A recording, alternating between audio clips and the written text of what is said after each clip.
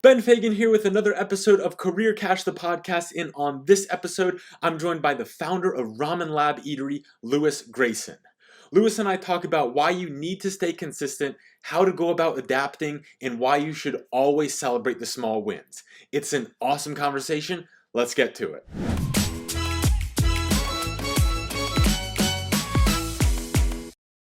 Well, it is my distinct honor and pleasure to welcome Lewis. Lewis, how you doing today?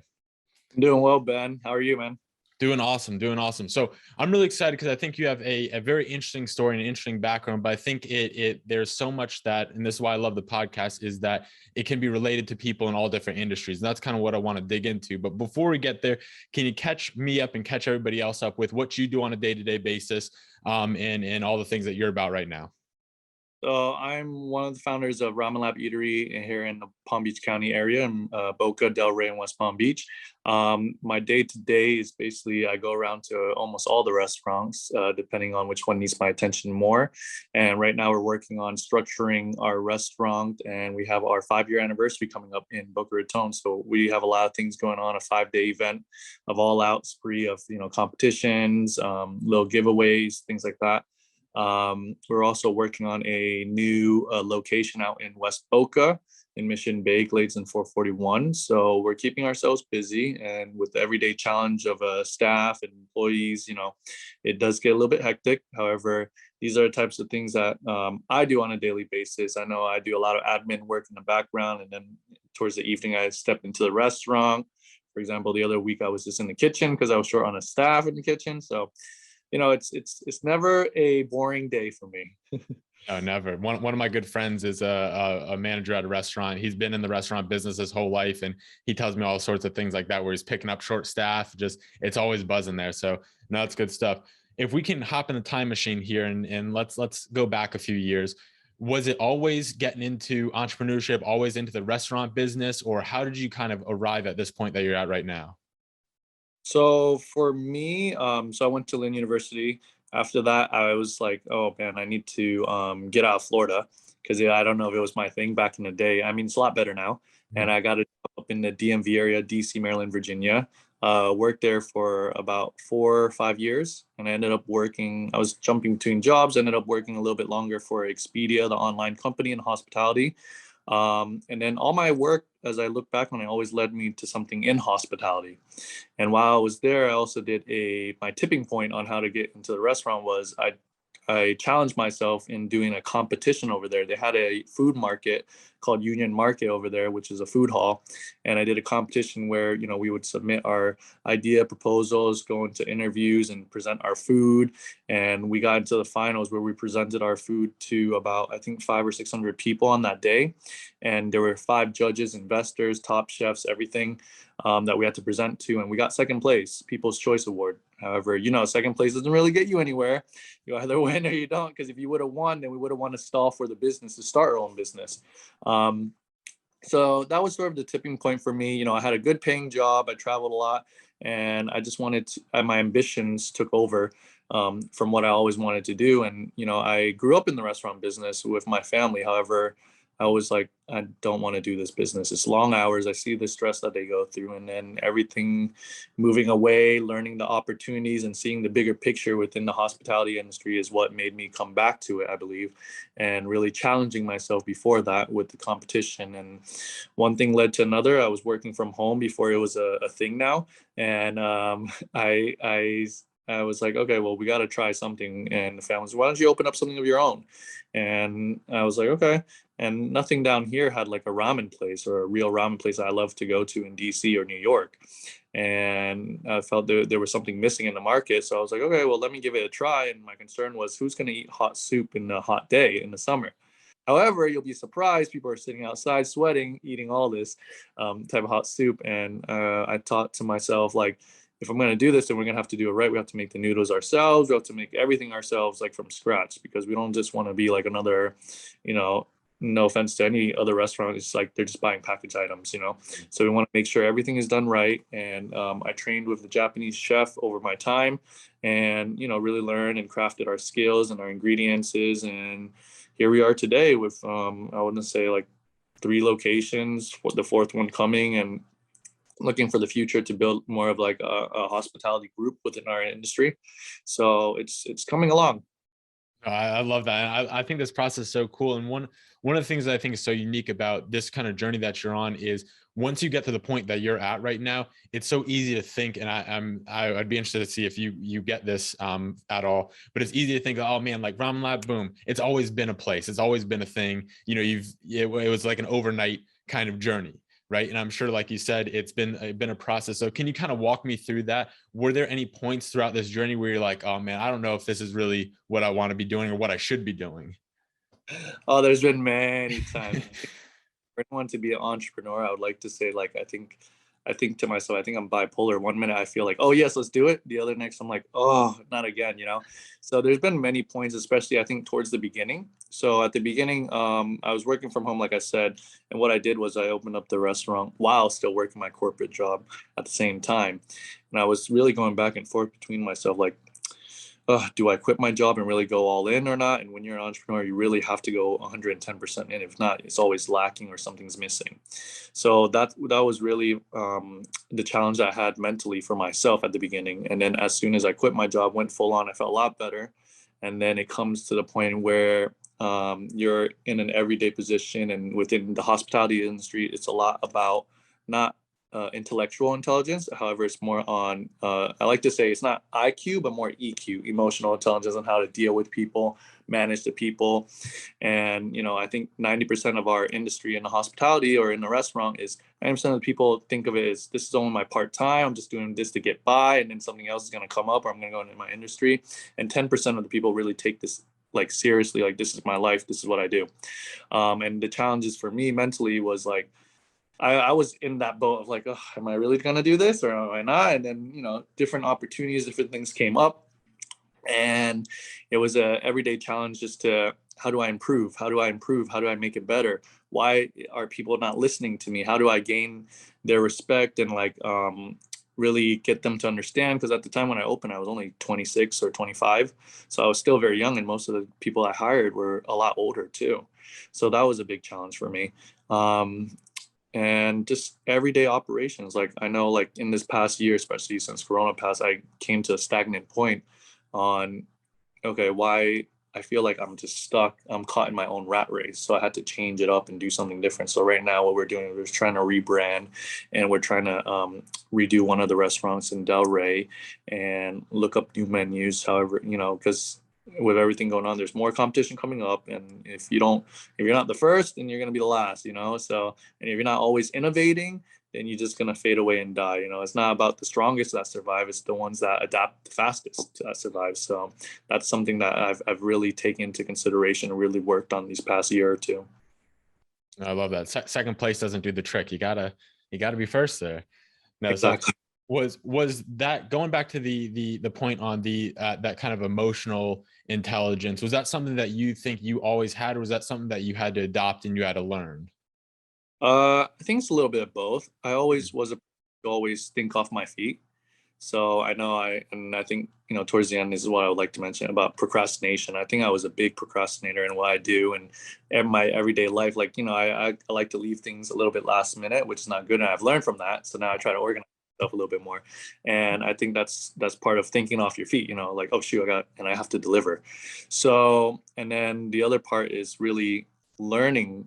I think going through so many different individuals, I think in my industry, the turnover rate is so high that I deal with so many different type of people. So I think that's really taught me a lot, and also shown other people like, okay, I can now have the experience to deal with other type of people. So yeah. This is where I think there's that crossover between industries, whether you're an entrepreneur, whether you're not, whatever it is you want to do. This is where I think there's a lot of crossover here with this idea, is especially when you're coming out of school, coming out of college, you're 21, 22, 23, you know, whatever you're doing, and you're young and you're dealing with people that are older than you. It can be just on the surface level intimidating, but that's what you said. And I love that idea, is you kind of had to make sure that you were getting people to trust you and gain your respect. And gain their respect. So how did you go about that? What were the kind of game plan, that process around establishing that trust initially and gaining their respect so they would take you seriously? I For me, it was, I knew what I brought to the table. I was young, I might not have been the smartest or the most experienced, but I knew I had my energy.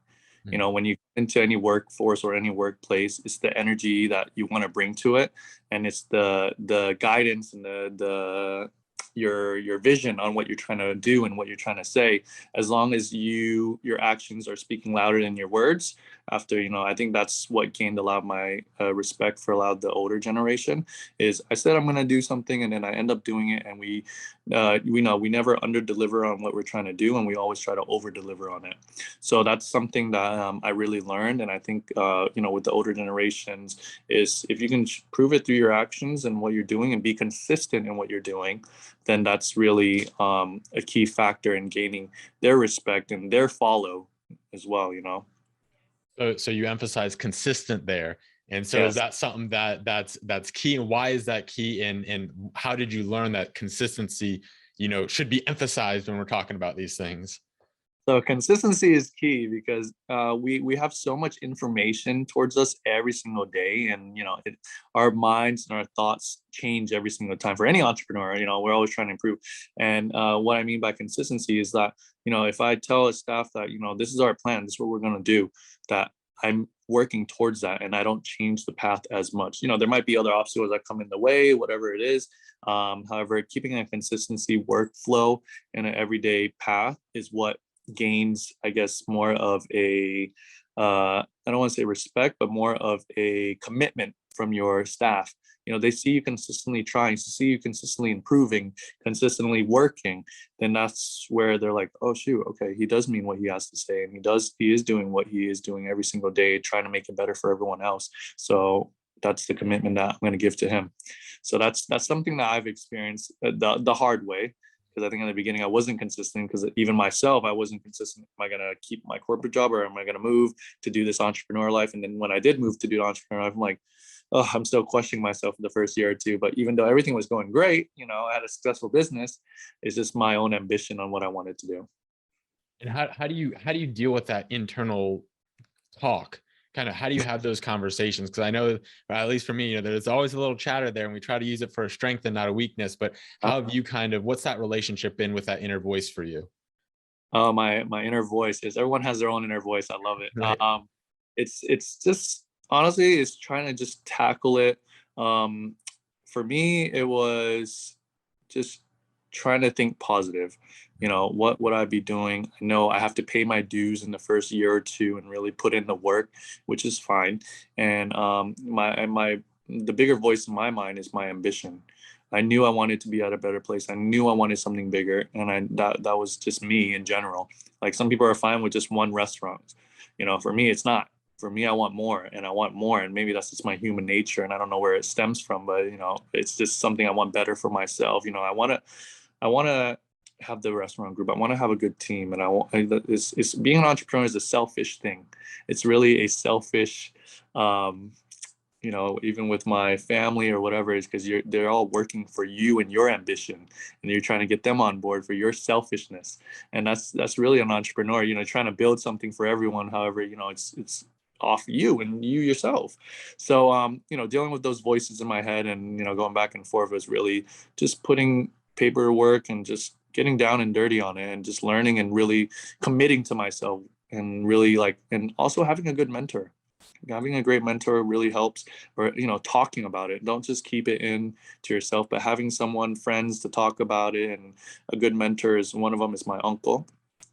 He's been through the wire and really done this industry back and forth, and he's somebody that I look up to. And you know, it helps. It helps. You know, someone who's been there, who's done that.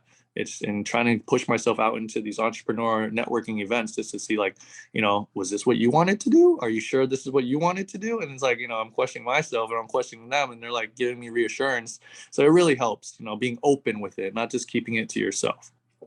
So if I don't have a mentor, or I haven't found one yet, how do I go about finding one? What have you kind of seen or experienced that is a good approach to take for something like that? For me, if you don't have a mentor, especially like, for example, when I was in corporate, I didn't really have a mentor. I try to find one. I would go out to networking events. I would push myself out. And if not, and if you're not that type of person to be extroverted to go out, you know, try looking on YouTube. try looking on YouTube, even though like these YouTubers or anything, they're not mentors directly to you. They're indirectly guiding you in a certain way. You know, if you can find the right one, and that's what I do. I like to listen to you know, one of my favorites right now are two people are like Danny Meyer is a hospitality guy who opened Shake Shack. Another one is Kevin O'Leary. I love to watch him and his presence, you know, and you know, and they inspire me, and they're indirectly being a mentor to me in what I'm trying to do and what I'm trying to build. So if you don't have one directly towards you, you know, go out, push yourself to do that. And if not, if you're just putting yourself 110% in your work, the mentor will come to you. People will approach you eventually. And I guarantee that if you're doing something right and you're doing something successful and you're putting the time and energy into it, people will always come towards you.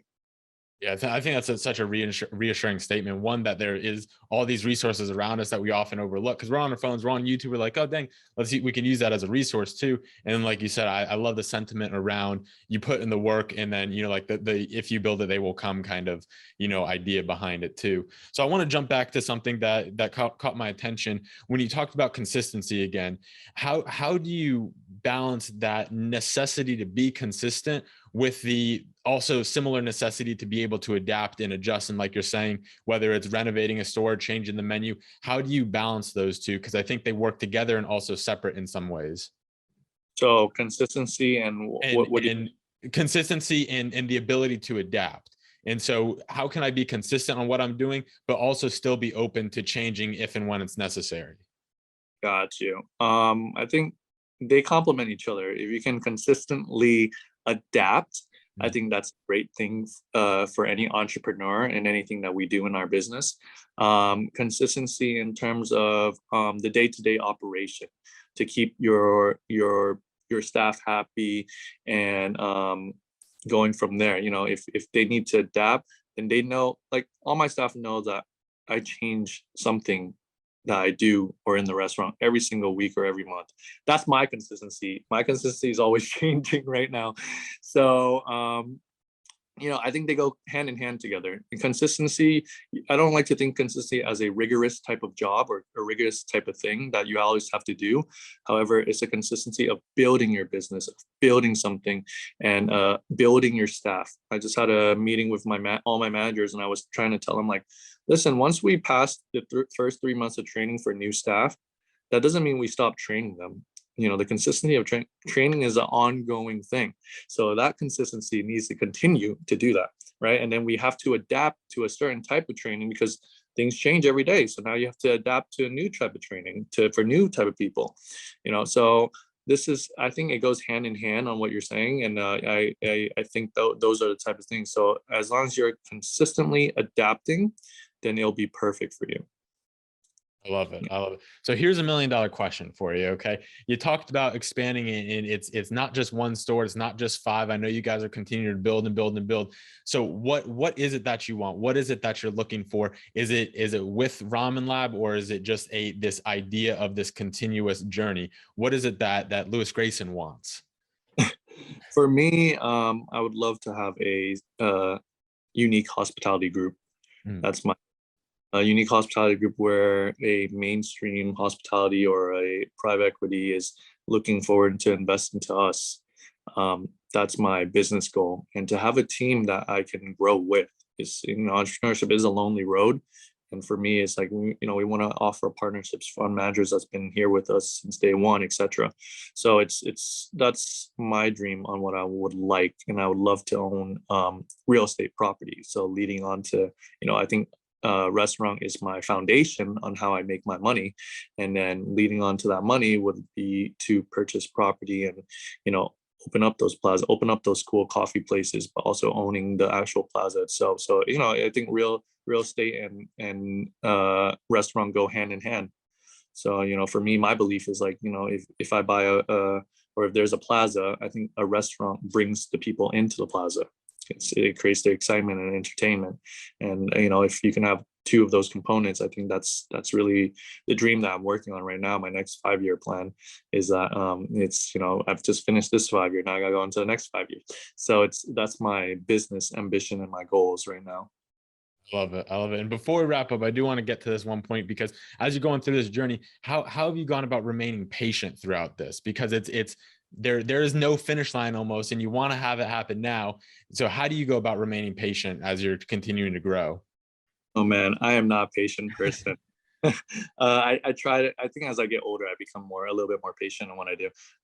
For me, I think it's just taking the small wins, Mm. and really like appreciating them first. So sometimes I never get a chance just to step back and appreciate, the things that we've done or be grateful on what we've done. So I think really taking that step back, looking through what you've done, and then see where the mistakes are and trying to improve from there. So yeah.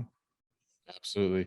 And so this is that time of the show again. It's my favorite and least favorite time at the same time. It's where we cash out, and it is where you leave myself and the people with your most valuable piece of advice, a little extra money for the road. So what do you have for us today? For me, I think it's gonna be two real quick. It's don't procrastinate, and try not to be the strongest in the room or the smartest, and try to be the one that adapts the fastest and always learn to change. So especially with Corona that's happened. So these are the type of things that I would love to bring out. I think it's really pushed everybody forward. And those are my two things. Don't procrastinate and always adapt to change. Love it. Simple yet effective, short Yeah. and sweet, but they do the trick. Well, Lewis, I'm personally excited to see you continue to grow and change the restaurant game and get into the real estate game and just keep climbing to the top. So I appreciate you, and I look forward to all that's coming your way. Thank you, Ben. I really appreciate it. It was a great time.